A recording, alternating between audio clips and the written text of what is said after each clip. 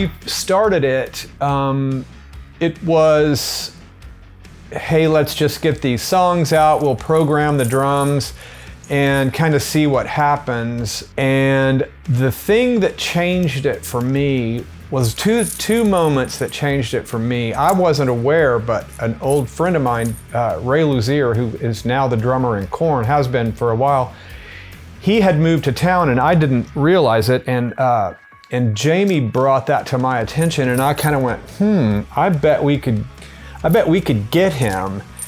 And I kind of found my way to him. He got on the project, and then the next moment where it became where I realized how much I wanted to do this was I was actually on vacation and I had taken a small guitar rig, little laptop rig with me and a guitar so that I could, work on parts and work on guitar solos and stuff when I'm just sitting in the hotel room. And I recorded a couple of the guitar solos sitting right there in the hotel room, and it was so fun.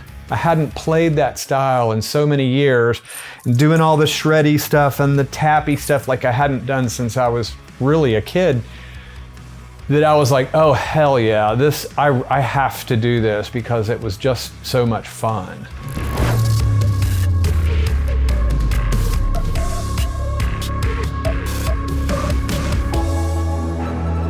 Well, when I first started working with him, it was in the Guardian realm, and it was kind of his thing, and I was just basically substituting in the band. But we had a project after that called The Lost Days of Summer, where I heard a different tonality from him, where we did a lot more. It was kind of more acoustic based, and he was more melodic, less of the power. But it's always, whenever we were able to incorporate the power into even those songs in that project, that's just who he is. He's just got massive power, and I think, that's just who he is. Another thing that I have noticed with Jamie Rowe is he shows up with a song he's written, and 9 times out of 10, he's got the whole flippin' arrangement in his head. And as the guy who's the producer, it makes it kind of easy for me because I don't have to sit around and dream up parts or wonder, about anything. It's already sort of in his head.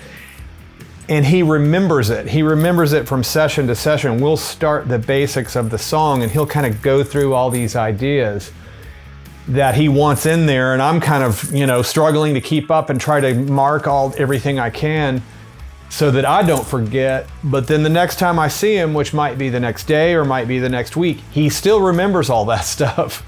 And he's already got it so ingrained in his head that he can remember it and describe the sound and even bring up another track as reference that has something similar for me to hear so that I can understand what he's hearing in his head.